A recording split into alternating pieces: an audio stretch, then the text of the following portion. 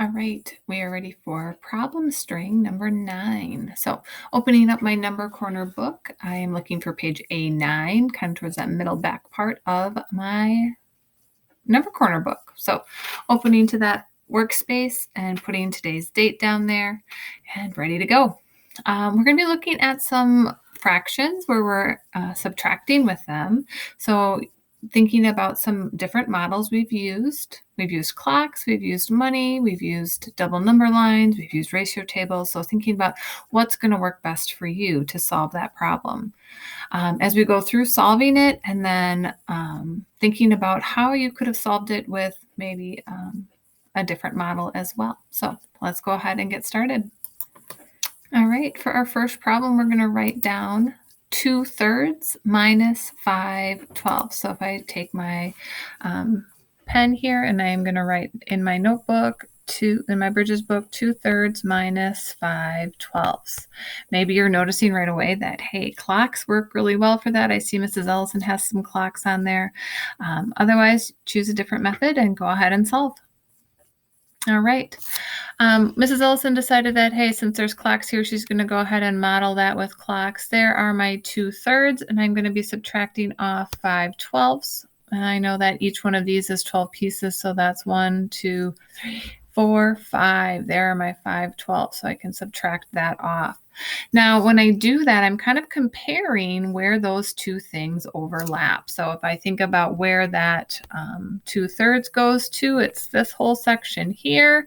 And then if I look at where that 5/12 is, well, that's 1, 2, 3, 4, 5 to right here. So then I'm looking at what is left over. It's this section right here. So I have a couple different ways to write that down. Find that equivalent fraction. 2/3 is the same as how many 12ths? Well, that's 1, 2, 3, 4, 5, 6, 7, 8. So I could rewrite my fraction as 8/12 minus 5/12 equals 3/12. Hey, maybe you're noticing that 3/12. 3 is a multiple of 12, so I could also reduce that down to, well, hey, if I have 4 of those sections, or sorry, 3 of those sections, that's the same as 1/4. So both of those answers are correct. All right, moving on to our next problem. I see that it is 3/5 minus 9/12. So 3/5 minus 9/20. So maybe you're thinking money might work a little bit better, or maybe you're thinking of that double number line or finding that ratio table because, hey, again, I see that 5. If I count by 5s, 5, 10, 15, 20. Oh, so 20 could be my common denominator. All right, go ahead and solve 3/5 minus 9/20. All right, so I noticed that I could do clocks, but if I break a clock into 5 pieces, that's 12 minutes, and then 20 minutes is 3 minutes, and that gets kind of messy for Mrs. Ellison. So I would rather look at that 20th. So when I think of 3/5, how many 20ths is that? Well, hey, here I have my 3/5. How many 20ths is that? Well, 5 times 4 gets me to 20, so I'm going to multiply by that same thing on the top. So then I have my 12 20ths. So over here, I can write my 12 20ths minus 9 20ths. 12 minus 9 equals, 3 20ths.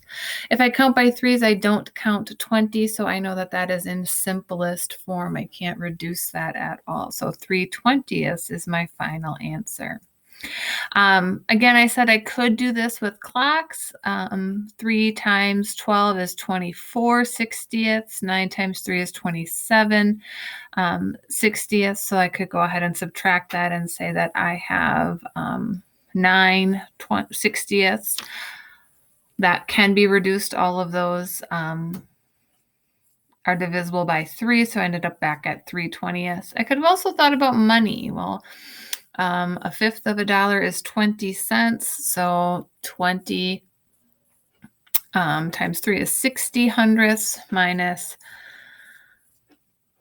45 hundredths gives me my answer. Again, I'd have to reduce that back down to 3 20ths. It'd be 3 nickels that make my answer. So either way, hopefully you got that right answer. If not, see what you can fix up on our next problem.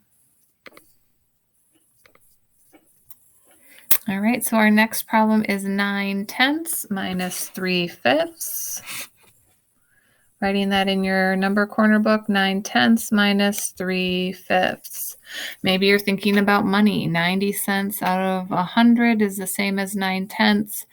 3/5 is the same as 60 hundredths, so could think about it that way. Maybe you also noticed that 5 is half of 10, so 10 would be a good equivalent fraction. However you're thinking about it, go ahead, find that equivalent fraction, either using money or that ratio table, and solve the problem. All right. I am going to use tenths as my common denominator. 3/5 is the same as 6/10. 9 minus 6 is 3. I have 3/10. 3 again is not a multiple for 10. 3, 6, 9, 12, right? I skip over 10. It's not one of those factors. So I know that 3/10 is my simplest form. Awesome.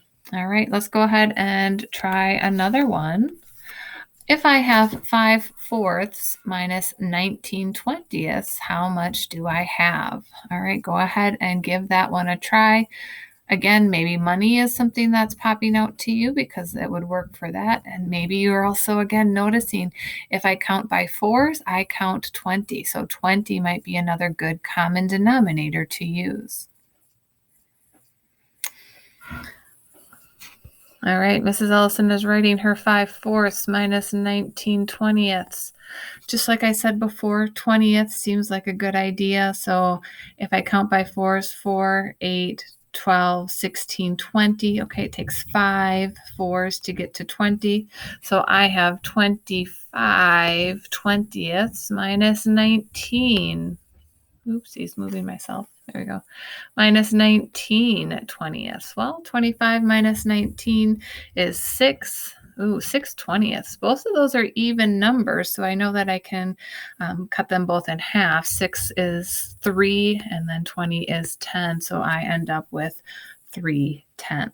All right, so hopefully you had an opportunity to practice finding those equivalent fractions and subtracting and checking that against the explanations. So awesome job. Thanks for working hard.